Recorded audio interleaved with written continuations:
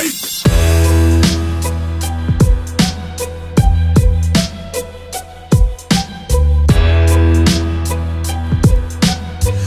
evening, Titan Nation.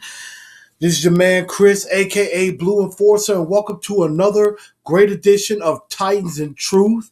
Thank you for joining me this evening as we get ready to recap the Titan Jet game from this past Saturday, in which the Titans unfortunately fell 7-3 in probably what most people would call a very uninteresting and sloppy game of football. But I do want everybody to take solace that even though this was an uninteresting defensive battle, which I do like, and even though there were a lot of bad and ugly things that happened in this game, there was also some good things that happened too. And that's exactly what we're going to point out. And then, of course, we're going to get to some great things with Pick My Brain coming later. And then my Blu Bombshell about favorite holidays of the year that you like to celebrate, whether they're real or fake. You know, there's definitely some crazy, wacky holidays out there. And it's going to lead to something really cool toward the end of the show. But without further ado, let's get right into it. First and foremost, the fact the Titans lost a very low-scoring game at 7-3. And, you know, the Titans did not do very well in a lot of parts of this game. But there were some good parts of the game that did happen as well. And we're going to get started with the first obvious thing here, and that being Marcus Mariota. Like they're ready to roll. Oh, he's rolling out right now, looking for Delaney Walker, flushed out of the pocket, and he is complete to Rashad Matthews. The Titans sound down a bit because don't want it to cause any problem. But as you saw right there, Marcus did a good job of getting out of the pocket there and getting to play to Rashard Matthews. Now, what I liked about Marcus was that he escaped healthy. He escaped healthy, wasn't hurt at all, and he moved well in the pocket and on the run. And this is just the first drive for the offense that I'm showing you. You know, there was also some good with Derrick Henry. Got a couple of nice runs up in there. He did okay as well, but Marcus was actually very productive, you know, with doing a few things that he needed to do as far as being on the run, getting outside of the pocket, avoiding the rush a bit. And, you know, there was a play that is going to come up that I did not like, where Marcus would eventually get sacked by Leonard Williams, even though I had a man crush on Leonard Williams when we were going through the draft that time when we did pick Marcus. But, you know, as you can see here on that play with Derrick Henry, not a bad block by the offensive line. And I have to give credit to the Jets' defensive line. The Jets' defensive line, even though the Jets completely suck, the Jets actually have a very good defensive line, no doubt about it. But I think they're going to actually run the ball here. No, this is actually the sack. This is what I was talking about. And I don't know what happened there, but it looked like there was a block that wasn't picked up. There was a twist, which I'm going to get into that a little bit later, that the twist is somebody did not take care of their assignment between Quentin Spain and Ben Jones. But the good thing about this was Marcus got right back up. He was not down very long, and he got the first hit out of the way. So that's something that's very important, is that, you know, get that first hit out of the way, and he's okay. And so that was the good thing. That was the good thing about that. And so I'm actually quite happy that, you know, he came through unscathed. Of course, this drive ended up being a 3 and out. This drive ended up being a 3 and out, and that was probably one of a long night for one Alex Tanny. But let's go to another good thing that happened here. And this is is into the second quarter. Jayon Brown, that you saw the play there, he looked really good, not only in coverage, but also in helping with the run game. You know, he covered the tight ends pretty well, and any tackles that he made, he made tackles, and they did not get many yards after the catch there, so there weren't big plays that were given up. Jayon Brown's got to get there a little bit quicker. Jayon Brown's got to get there a little bit faster, and could be able to prevent incompletions and maybe even interceptions. Nice play by Dory Jackson there. And also, I got to give it to Aaron Wallace. His tag team partner, which you're going to see in the next couple of plays. You're going to see in the next couple plays like this one. Aaron Wallace looked really good coming in right there on the play. And I mean, Aaron Wallace has gotten a lot better. He got a lot of action Saturday night. He penetrated well. He's showing that not only he can play coming off the edge at outside linebacker, but he can play inside linebacker as well. And again, here's another play with Jayon Brown. As you can see, he was right there. He prevented a really long gain, kept that inside so that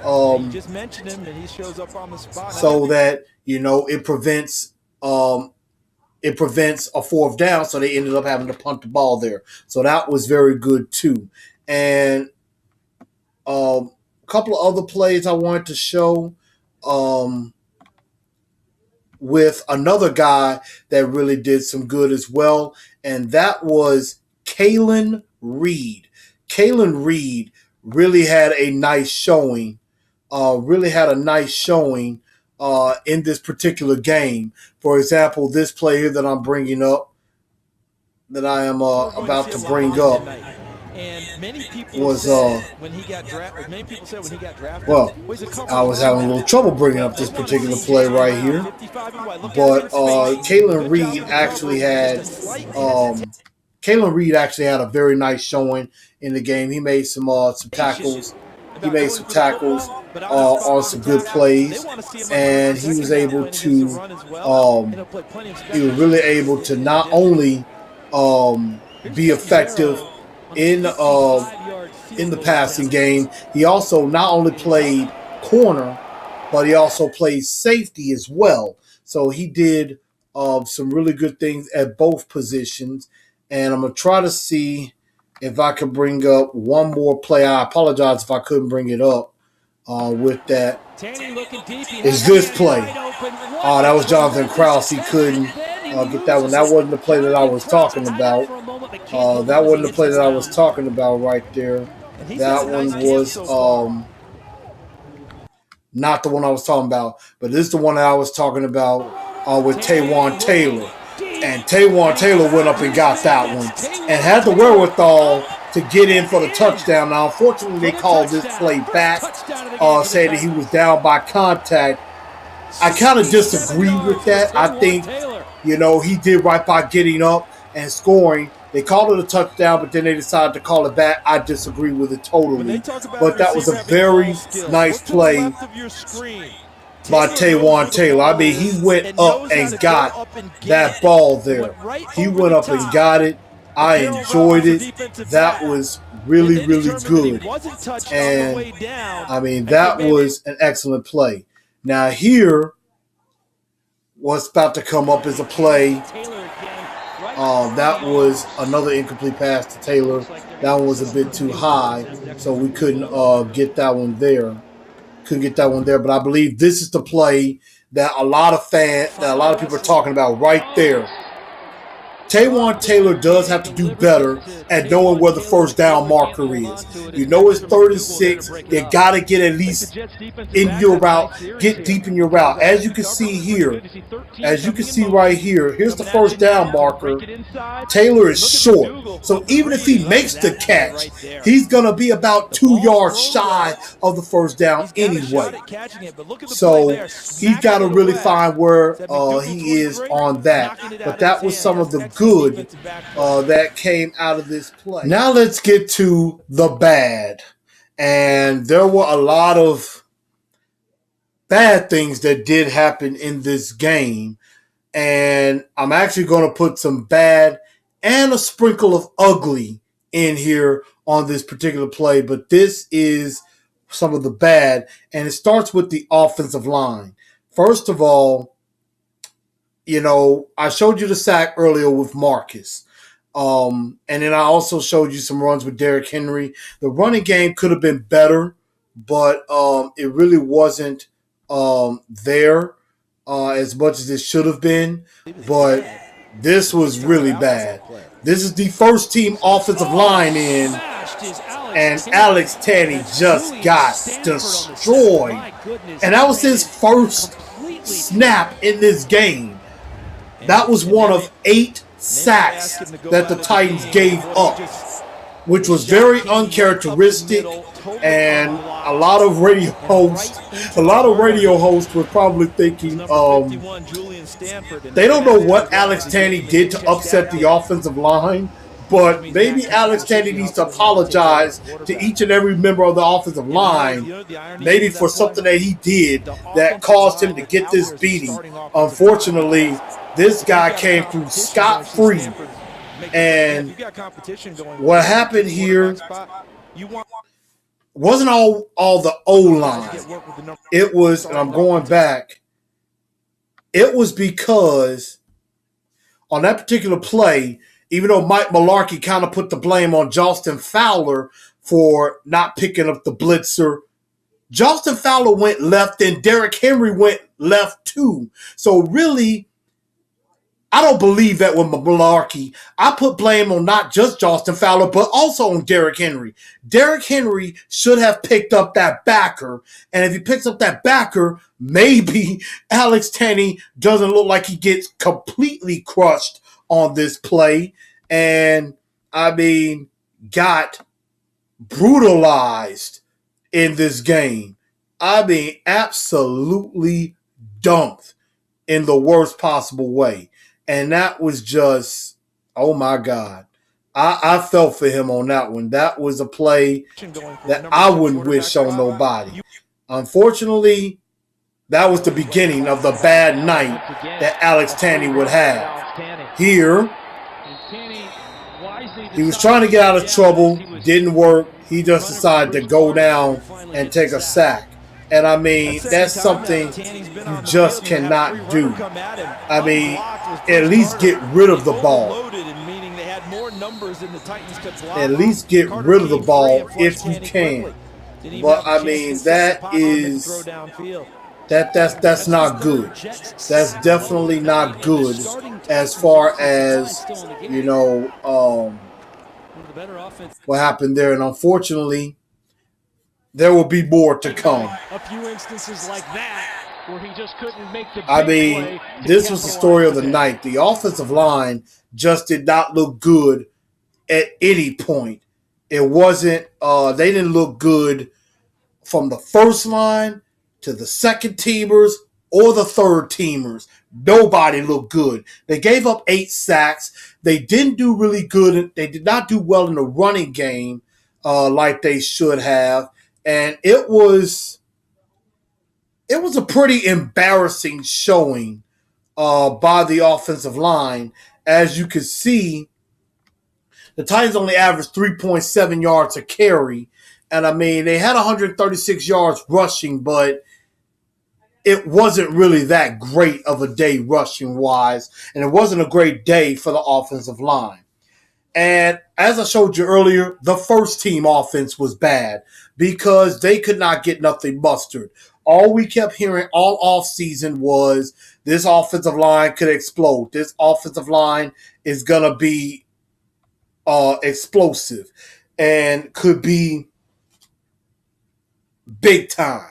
And they were not that in this first game at all. There was not a lot of rhythm. They didn't score any points. There were some crucial penalties, one being a delay of game on 3rd and 16 off of Marcus. They should know when to get the playoff or to call a timeout in that situation. And I know a lot of people will think there's something to worry about. The offense will be fine. They'll get that cleaned up. and it'll be perfectly fine. So I'm not really worried about the first team offense. One other thing was Kevin Dodd. I didn't really notice him. I mean, did any of you? I didn't notice Kevin Dodd much at all in this game. Like, every time it seemed like I thought he was going to bring some pressure, he ends up dropping back into coverage. I'm thinking, Kev, your first job is to rush the passer. I understand as an outside linebacker, you also got to cover some backs out of the backfield. But get after the quarterback. That's what you're supposed to do. I didn't notice him at all. So that was my bad for this particular game. And now we're going to try to get to the ugly of this game. And believe me when I tell you, there was some ugly in this game. There was a lot of ugly in this game. And so, first and foremost, let's just get right to the ugly, because there was that. And you know, the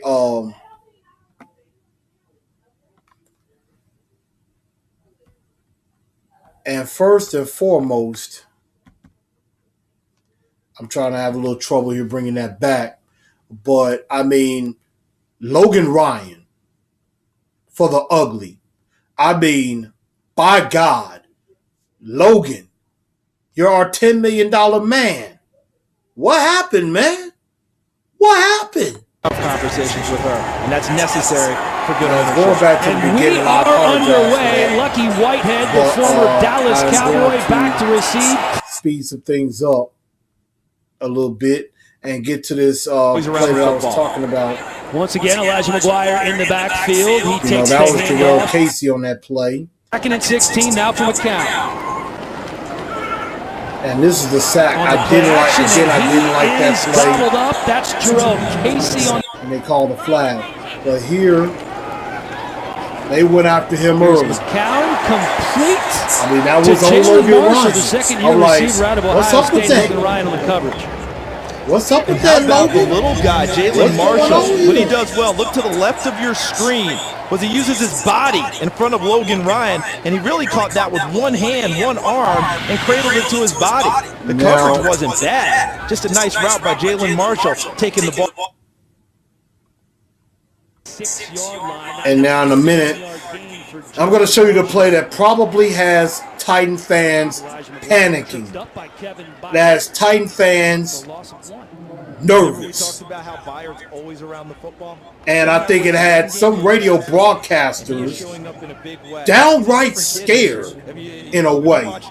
And you're about to see this play in just a minute.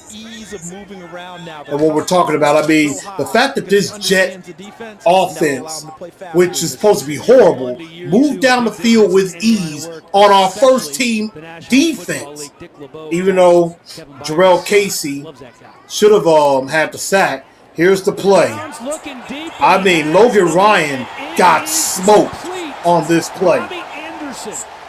That play does work. That play, I'm not going to lie, did worry me. I'm like, Logan Ryan, you're our $10 million man. You giving up these deep passes? Seriously? What's wrong with you, man? What's up with this? But he's better against big physical receivers. The faster receivers might have an advantage on him. That's not good at all.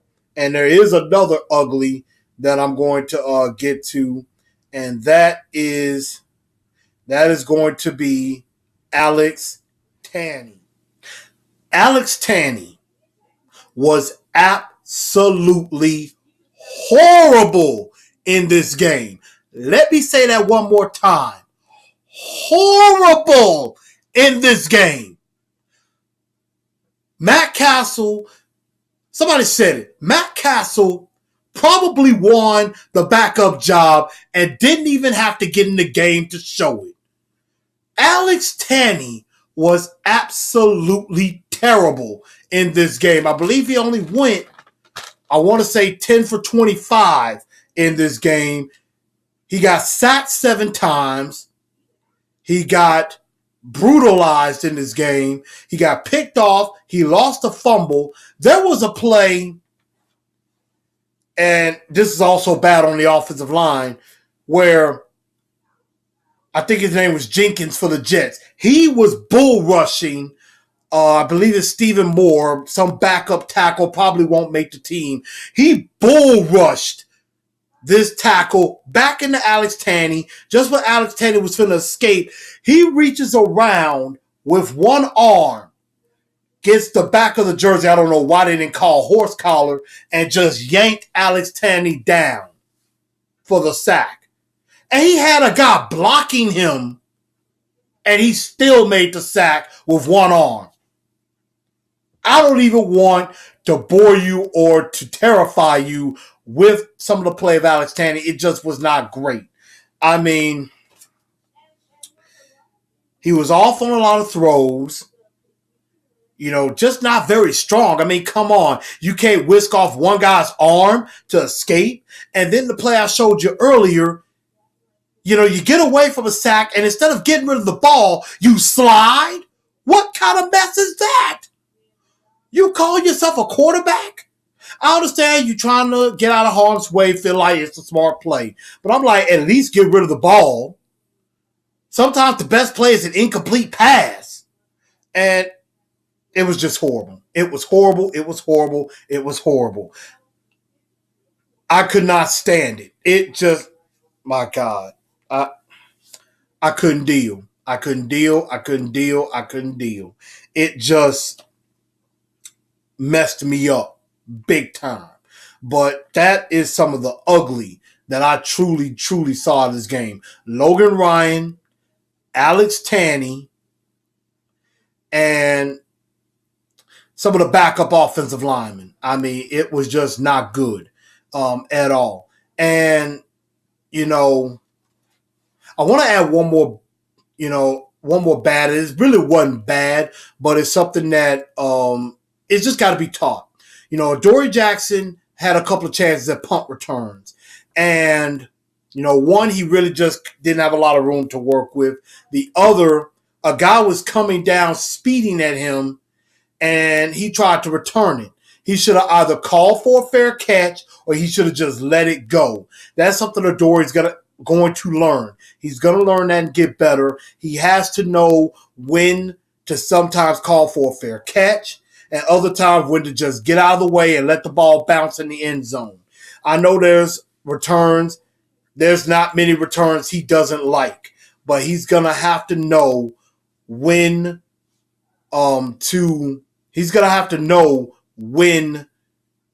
to be smart and not return the football. So that's something he's going to have to learn on that.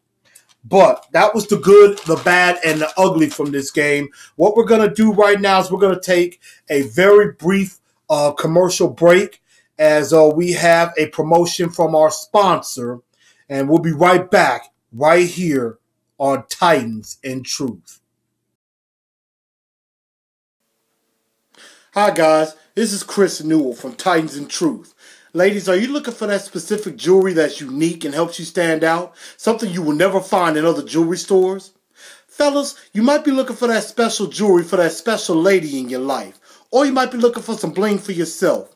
Well, check out Rose Jewel Boutique and my friend Allison Conley. Ladies, she can make jewelry in a way that you want it and to your particular taste. Check this picture out here.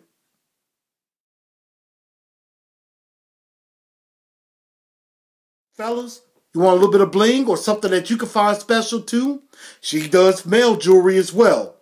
Check out these bracelets that she's made.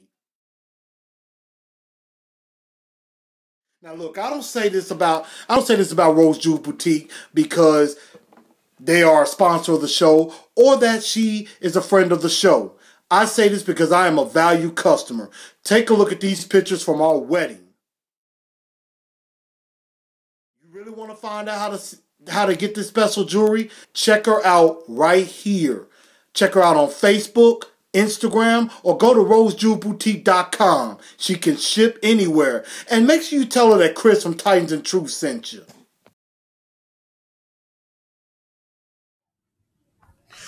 All right. Welcome back to Titans and Truth. And thank you for sticking with me. And I give thanks to the lovely Miss Allison Conley and Rose Jewel Boutique for their support. Definitely go check them out. Check her out at rosejewelboutique.com. Like I said, she makes a lot of great jewelry for ladies and for the guys too. So, guys, you know that Christmas is going to be not too far away and it's going to creep up on you. So you might want to get your lady something nice. Definitely do that. Get up with her on that. Tell her Chris of Titans and Truth sent you, and she might do something nice for you. But now let's get to one of my favorite parts of the show, and that is Pick My Brain. Pick my brain. You guys get involved in on this one. And Pick My Brain, I had a little bit of fun with this because I'm gonna do a couple of things first. One, we're gonna do, of course, our two-tone star of the week. And of course, for most of you, any of you that watch the show knows that every week with a game, there is a person who did really well in the game that will be known as our two-tone star of the week. And then, of course, somebody who was really horrible or just did not do well would be known as the dunce of the day. And you really don't want that title. You don't want that title at all. However, we're going to get to that in just a bit. I got some votes. I got a few votes on that as far as who some people thought could be distinguished that title. And for example, my man Johnny Goodman, what's up that big Johnny, Mr. Flamehead himself, the legend.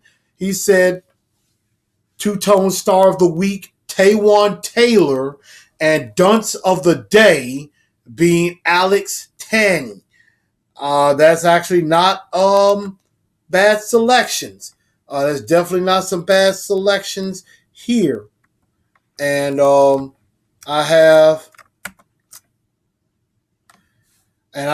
now my number one fan, Miss Loretta Turnley. She says, dunce, duh, Tanny. And I'm not surprised on that. That is perfectly okay. So that is perfectly okay that you are entitled to that opinion as far as giving that award to them. And so even though I didn't get a whole bunch of votes, I'm going to give the two-tone star of the week to Taywan Taylor. He had 4 catches for 56 yards. He had that big 42-yard catch, even though it really should have been a 67-yard touchdown. But it's okay. He made some plays. He could definitely make some plays deep. He just got to make sure he knows where the first down markers are on his routes. He does that, he'll be just fine. And I'm going to give an honorable mention to Jayon Brown. Jayon Brown had a very good start to this preseason. He's been impressive all camp, making plays, definitely helped cover better on tight ends, and we're going to need that keeping going this season. So, two-tone star of the week, Taywan Taylor. Honorable mention, Jayon Brown. And the dunce of the day, I think it's perfectly unanimous. The dunce of the day is Mr. Alex Tanny. Again, a horrible game on his part. Just wasn't in sync, got completely crushed a lot, and I don't think he's going to make this team. He's going to have to be worlds better if he has any opportunity to make this team. So Alex Tanny better get his act together. And a question I put out there before we get to some of your questions, I said, what is your panic level after this game? Because I know there are a lot of people out there who are basically ready to abandon ship, who are ready to lose all hope. Oh my God, Marcus is not going to be great. Oh my God, this defense is going to suck. We're not going to sniff the playoffs. Let me read off some of this stuff with what some of the fans have thought. My guy Brandon Bauer said 0 panic level. My guy Brent Beard, he says my panic level is -10, so no concern.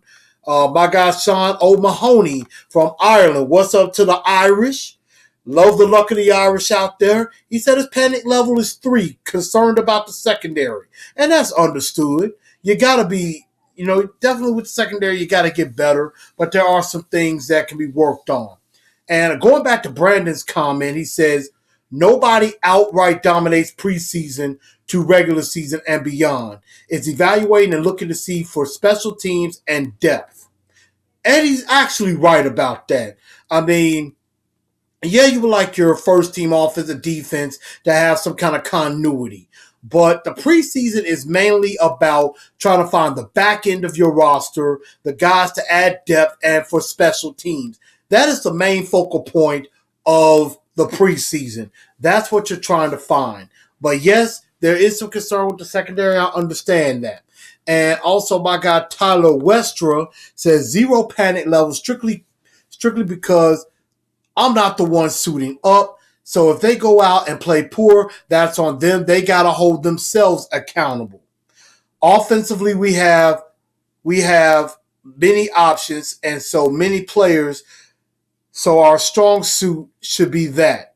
Defense, well, secondary is playing well, And he's got a point there. Yeah, these players are going to have to hold themselves accountable. And Logan Ryan did that after the game. He basically said, I gave myself an F. He knows he's better than that. Maybe put a little bit too much pressure on himself, to try to make an impression in his debut. He played by nearby Rutgers, which I don't know why he was so nervous. I'm like, you've played in that stadium. You've played against this team many times as a member of the Patriots. You shouldn't be nervous to play against the Jets. Just play your game. Don't worry about making an impression. You got $10 million.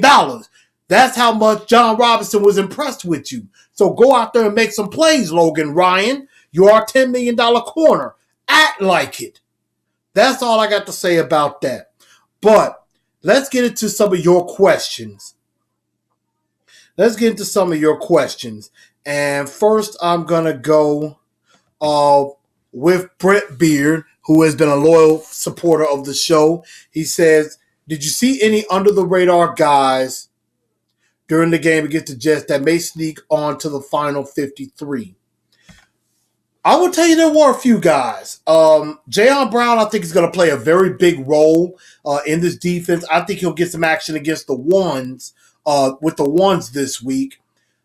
I think Kalen Reed is playing himself not just onto the roster, but I think he's playing himself to being either the 5th and maybe even the 4th corner on this team. He was very impressive in this game. I really liked Kalen Reed a whole lot. And I would say also David Fluellen. Is playing himself, could be playing himself onto the team as the 3rd running back. And really in opposite form, Khalfani Muhammad may be playing his way off the team or onto the practice squad, because what was crazy is that they played David Fluellen and this guy out of Ole Miss, Akeem Judd, who I didn't even know about. They played them ahead of Khalfani Muhammad. Muhammad didn't even get in until like the last 3 minutes of the game, and by then the game was over with. So that tells you what they really think of. That's what they really think of Khalfani Muhammad, and he's had a horrific week recently, dropping those punts in Monday's practice last week, and then not even getting into the game here. So he's got major work to do, a lot of major work to do on that. Our next question comes from my guy, Mr. Tron Sherman of the Tighten Up Kings of Memphis. Shout out to my Memphis people, Black Haven Zone representing. He basically had a couple questions. Said, why do certain Titan fans hate on Tajay Sharp? I don't know if it's people really hating on Tajay Sharp. Now, he's got some legal troubles he's dealing with right now. And also he's on the PUP for a foot injury, but they're saying that he's progressing and has been running straight line on the side field. So he could be coming close to returning, at least for the preseason. So I think Tajay Sharp is really going to have to work his tail off, show that he still has a place on this team, because I think the legal stuff is worrying them. And, you know, with this injury, I don't know what's going to happen. They may even begin him on the PUP to start the season, and maybe that'll add an extra roster spot. So I wouldn't say fans are hating on Tajay Sharp. I certainly don't. I am a fan of Tajay Sharp. I hope he makes the team, but it's going to be hard for him because he's been out for quite some time. And you know Corey Davis is going to be coming back too. And Tron also asks, why do our cornerbacks play 50 yards off wide receiver and still get owned? That is like beating a dead horse. That has always been a question. Why do the corners play so far off the ball? And honestly, I don't know. I don't know. Because, you know, Dick LeBeau, his scheme is to play man coverage. You know, you're going to have to be able to cover by yourself on an island at times. But I still hate when I see receivers playing so far off the ball. You got to come up a bit. I mean, at the most 5 to 7 yards. And I saw this with Adoree Jackson in the game. He kind of gave up a slant that was a first down.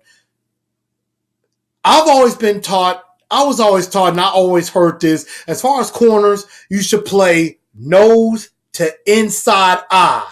You play nose to inside eye if you're out on the left side, nose to inside eye if you're on the right side of the field. Why? Because you don't want to give up the slant. That's the easiest route. Slants and curl routes are the easiest to give up when you're so far off the ball. You play inside like that. You play where you take away the inside. You force them outside. You force them to have to either do an out route or a dig comeback route or a straight go route. That is a better play, and a quarterback will have to hit it perfectly on the back shoulder to complete it if he goes an out route, or he's going to have to throw it out and you may be able to turn and get an interception. But you take away the inside, you take away a slant route, you can take away a curl route, you take away an in route when you play inside. That way it's harder for them to go inside to the middle of the field.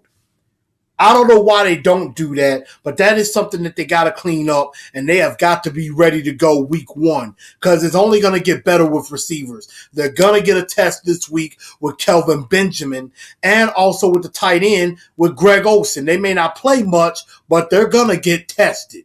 So I don't know why they do that, but they need to fix that definitely.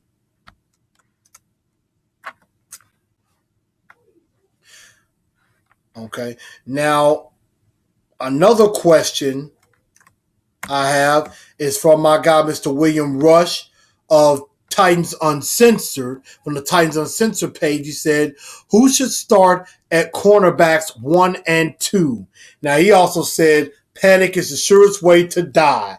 0. So I understand that. As far as the cornerbacks, Logan Ryan is going to start. Now, it could be they may be moved into the slot, but I think Logan Ryan is going to start. He's going to be fine. Nothing to really panic about yet. Excuse me. Now, if he keeps playing bad against Carolina and Chicago, then you could be a bit concerned. But right now, I think Logan Ryan is going to start. I think on the other side right now it's between Adoree Jackson and LaShawn Sims. And right now, LaShawn Sims is not giving that spot up easily. He's basically saying, Adoree', you want this spot, you're going to have to take it from me. LaShawn Sims, he didn't do too bad the other night. So right now, LaShawn Sims looks like he's locked down the second spot. But I think Adoree' Jackson could start in the slot. But it could end up being Adoree' Jackson on one side, Sims on the other side, Logan Ryan in the slot. So that could definitely happen. So I wouldn't be surprised there if that is the case. I wouldn't be surprised if that is the case. And so, actually, some more questions here. And for Tyler Westra, he basically said he had a variety of questions. He said, what are your thoughts on bandwagon fans? Here's my thought on bandwagon fans. Now, living here in Nashville, which I believe a lot of you do or are around the Nashville area, you know, the Nashville Predators, a hockey team, went on a huge run and got to the Stanley Cup Finals. And, you know, there were a lot of people who jumped on the bandwagon. And I know some people will probably say if I told my story that I was a bandwagoner. Not necessarily. I started watching hockey and this team about 3 years ago for a while after I moved here, and I started going to games. I try to go to about 3 or 4 games a year. And when they started on this playoff run, I was very excited because, you know, I like seeing the playoffs, and I was getting hooked. I was watching almost every game. I went downtown and partied with everybody, and I was into it. I was vested. I wanted to see this team hoist a cup. And I was into it. I really liked it. And some radio broadcasters said, hey, we welcome the bandwagoners. You know, this is a big thing. Maybe they'll stay with us. And so they were fine with bandwagon fans. Right now with bandwagon fans, I would say this. If you're going to be a bandwagon fan, if you're going to jump on this train, this hype train, you better be in it for the long haul. Don't just jump on when things are finna get good. And if things don't go so well or things go bad, don't you dare hop off. Now, that's what I don't like with bandwagon fans, is those who they'll jump on when things are good, but then jump off when things are bad. If you're going to be a fan of my Tennessee Titans, you better be a fan all the way. I've been a fan of the Tennessee Titans for well over 20 years now, ever since 1997. And that was before they moved. That was before they moved to the state of Tennessee. I was around when McNair and Eddie George were first drafted back in 96. And I remember the 32-point lead that was given up by the Oilers with Warren Moon. And I saw the Music City Miracle in 1999. And I saw that Super Bowl. And to this day, I still think Kevin Dyson was in on that Super Bowl. They should have reviewed it and we should have been going to overtime. But I remember that. I remember the good. I remember the 99 and 2000 seasons when they were 13-3 and really good. But I also remember when they were going 4-12 and 5-11.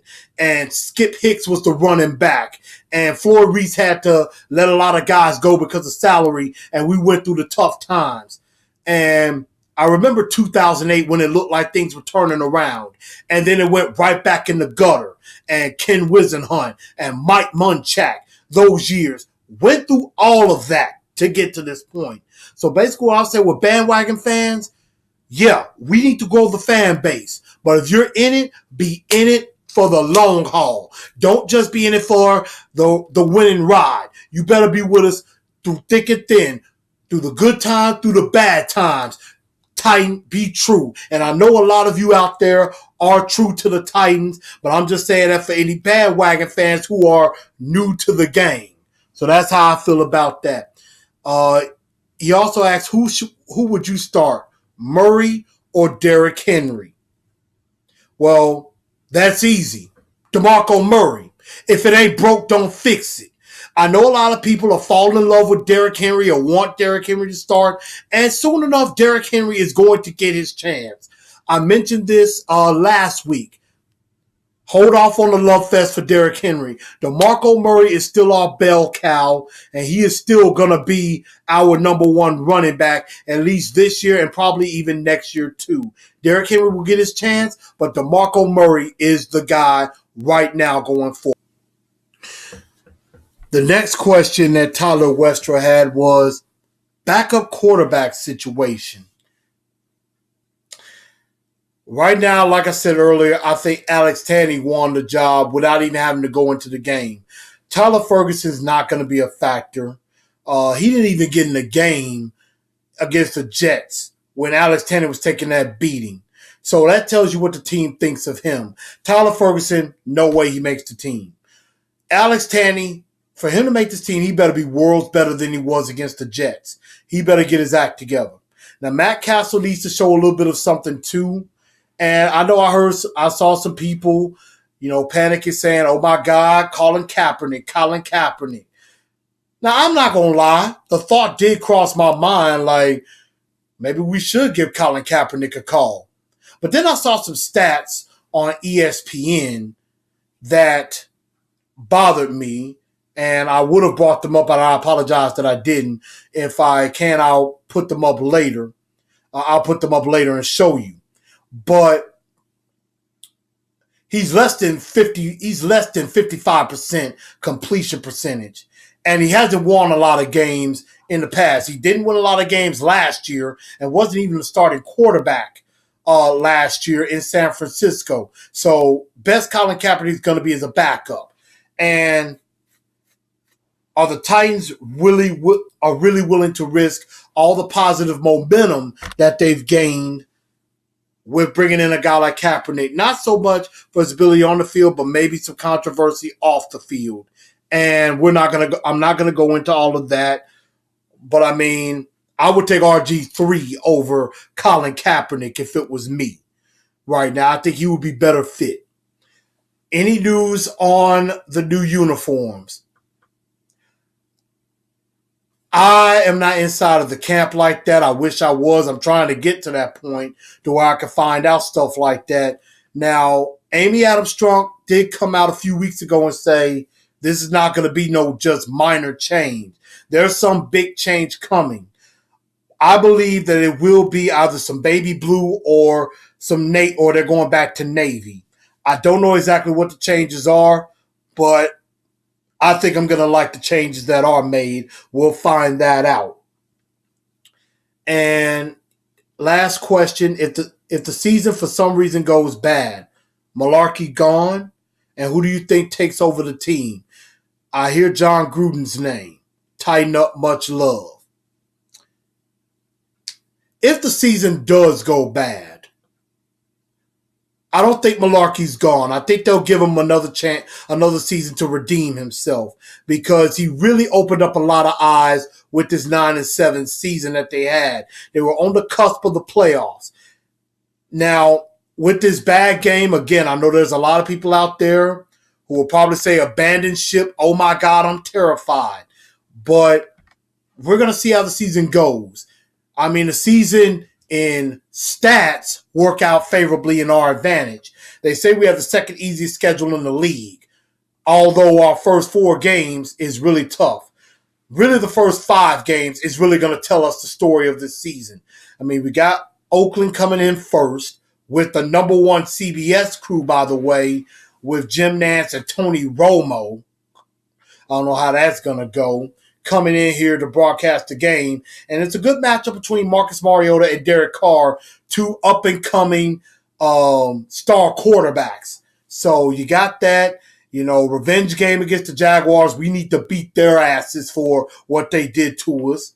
And also you got Ed Houston, and then you got Seattle before that at home. And then you got the Miami Dolphins, with Jay Cutler. We don't know what's going to happen with that. So those first 5 games are going to tell the story of how this season's going to go. But I don't think Mularkey's going to be gone. And no offense to anybody, John Gruden is not going to coach this football team. He's in love at ESPN. He ain't going nowhere. He's making $3, $4, $5 million a year just to broadcast one night a week. So he ain't coming from the booth to coach. That's just me. I would like to see Herm Edwards coach again. If it was me, I would go Herm Edwards. I think Herm Edwards would be perfect for this team to coach. He's got that attitude that, you play to win the game, you be smart about things, and, just as a side note, you can hear him every Friday on Jared the GM on 102.5 The Game. I enjoy hearing his segments as he talks. He has a lot of knowledge of football, so I like Herm Edwards a lot. But that's just me. Either him or maybe even Brian Billick would be nice coaches if you ask me. But that was all from Pick My Brain that I was able to get. And now to finish up the show, getting to my Blu Bombshell, I want to get this out the way. Continue to keep praying for those in Charlottesville, for the heinous acts that have happened with the racism groups that have come out of the woodwork and everything. Racism does not belong in this country. Unfortunately, it is still here. We have a long way to go for peace. And we need to come together. I don't care if you're black, white, Latino, Asian, Italian, whatever nationality you are or where you represent. We need to love one another. We don't need to be fighting each other. Now, there are some who don't believe in equality, and that's a shame. It's a shame that there's a lot of people out there who still believe that one race is supreme to the rest, and only one race belongs here.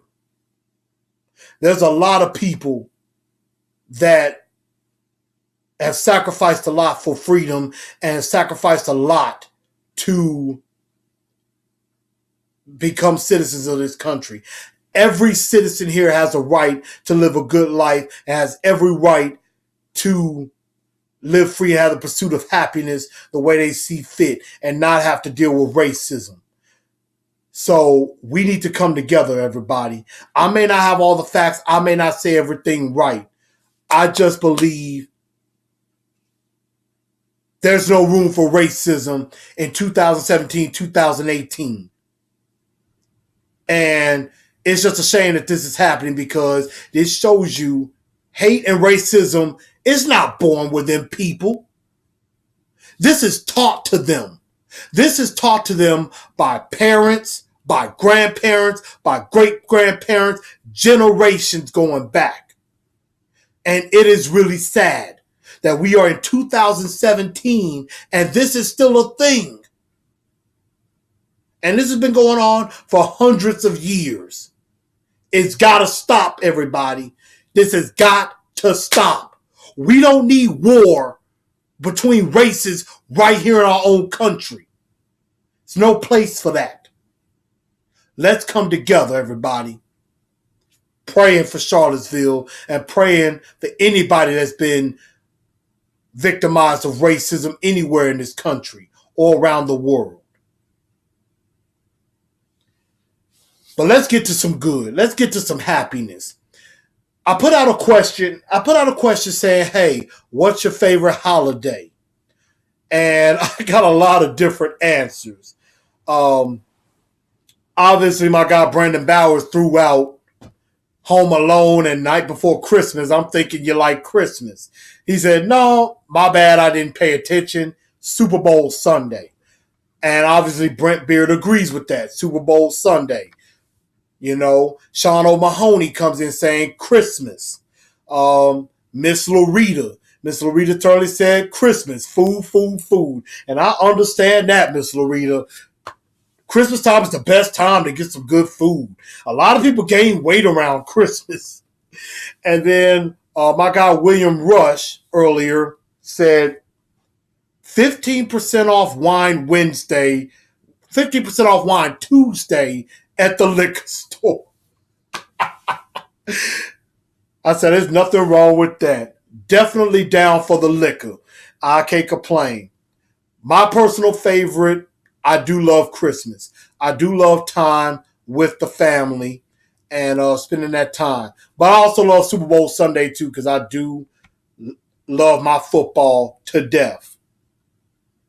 But the reason why I say that is because in a little under 24 hours from now, and even less than that when some of you view this, a very special holiday is happening on Thursday, August the 17th.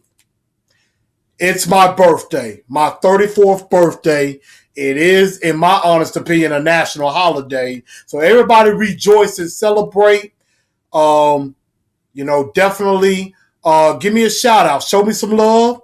On the Titans of Truth fan page, on my page. My birthday's coming up. I'll be turning the big 3-4. I can't wait for it. I'm gonna, try to celebrate with some friends and have a few drinks and enjoy time, with my lady and, definitely have some fun. So that's the reason why I brought that up with special holiday, because my birthday is vastly approaching. Also, I give a happy birthday to any Leos out there. Leos rule the world. Kings and queens of the jungle. And also to my little brother Christian. He turned 22 this past Sunday. Happy birthday to him. And to my godmother, Alice. And so everybody who's celebrating a birthday coming up. And, it's going to be fun. I can't wait for it. It's going to be cool. Keeping it kind of low-key because I'm going to party real hard, number 35 next year, 2018.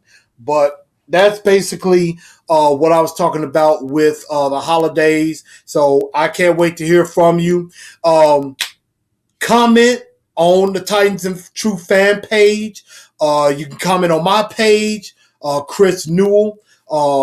Check me out on Instagram at Blue Enforcer _ 1914. Also, comment on YouTube, subscribe, share this show, share it, spread the word, let your friends know.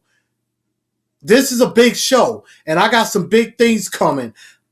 And I'm telling you now, next week you want to be able to tune in because I am locking down a guest, and barring a scheduling conflict, I may have the one and only Mr. Jim Wyatt, senior writer for the Tennessee Titans, on the line with me for Titans and Truth next week. So definitely be in store for that. And I can't wait to hear his thoughts as we talk about the Carolina Panther game coming up this Saturday afternoon. They're going to have joint practices. They got one tomorrow, and they have one on my birthday. So definitely get out there and check them out, and the game on Saturday at 2 o'clock. But planning on having Mr. Jim Wyatt on the show, calling in, and we're going to talk some Titans for the first part of the show. So again, spread the word to your friends, share this show, subscribe to the YouTube page, subscribe to Titans and Truth fans. I'm going to holler at y'all. I love each and every one of y'all. And let's tighten up, y'all. Get it together. Let's go Titans.